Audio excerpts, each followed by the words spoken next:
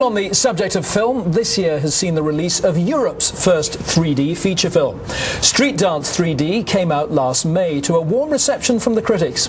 But has it brought a new dimension to European filmmaking? Graham Bowd has been finding out. It's the movie that will bring the world to its feet.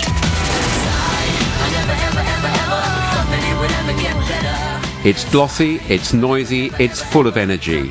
Street Dance 3D has the look of a Hollywood action movie, but it was shot in London with post-production in Berlin. Most of the young cast were unknown outside the urban dance scene, and the filmmakers were learning too. On a tight budget, producers Vertigo decided not to import expensive talent from the US. That meant a production team with little experience of stereoscopic cinematography, but the tools were tried and tested. The film was shot with Paradise FX camera systems and graded with Nucoder Filmmaster from Digital Vision. To get the maximum audience, Street Dance had to reach 3D screens ahead of Toy Story 3, so a fast turnaround was essential. We have been working on 3D movies going back to 2006. There's a long post-production process. You're dealing with double the amount of pixels, trying to do double the amount of rendering, and you're trying to keep it all interactive in real time.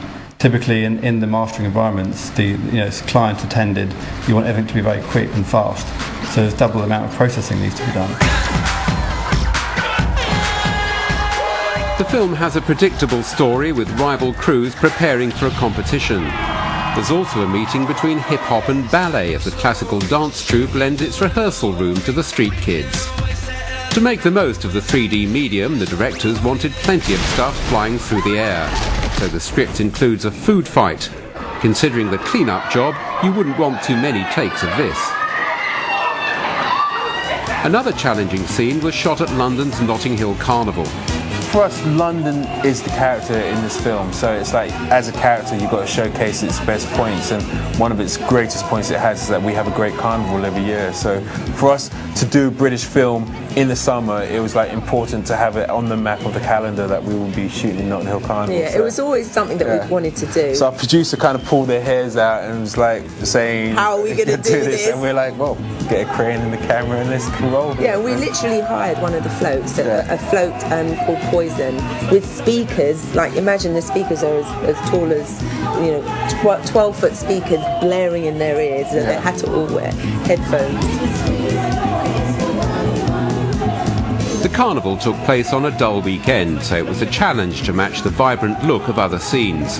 Filmmaster's grading tools coped well with this. The film's colorist says his biggest task was maintaining that look in a range of cinemas. Some 3D projectors are poorly calibrated. Darker scenes in particular may not look right unless the grade is compromised. Variety opportunities, you see a big variety of tests in many different cinemas. And it was quite shocking to see how big the difference between all those projections has been. So it seems that current standards for setting up and measuring those projectors seem to fail.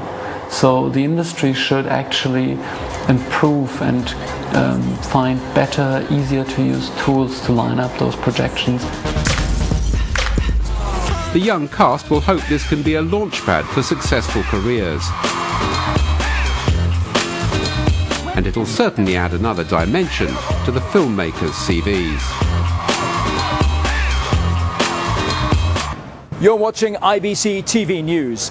Well, of course, there are plenty more 3D films in the pipeline. But according to IBC Chief Executive Officer Michael Crimp, some of the most exciting developments on show here are in stereoscopic broadcasting. We're looking at a great show again this year. Filmic 3D has been a major theme at IBC for a number of years now. But this year we're really going to have focus on broadcast 3D, really at the heart of IBC's heritage. In other parts of the show, we've got a connected world theme which is happening this year. That's all about the consumer and how the consumer interacts with our business. And in another area, we're developing a really good training program for people in production and post-production areas. Well, that's almost it for today's IBC TV News. But before we go, a few reminders. IBC's digital media training workshops will be running on Saturday and Sunday. It's a chance to improve your skills with familiar industry tools like Final Cut Pro. Full details are available at the registration desk in the Elysium, and I'd highly recommend Saturday's session with Stephen Rivkin, the Oscar-nominated editor of Avatar. He'll be talking about some of the challenges he faced on that great movie.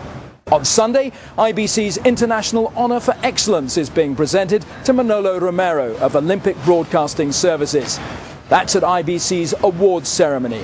And finally, don't forget that IBC registration entitles you to a free tram pass. You can collect that from any IBC information point.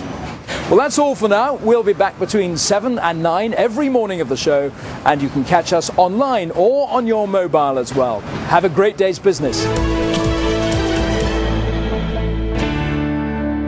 The weather in the Netherlands today will be cloudy with a light shower or two, highs of 23 degrees and lows of 14. In Amsterdam in the morning it'll be overcast with some light rain and highs of 20 degrees.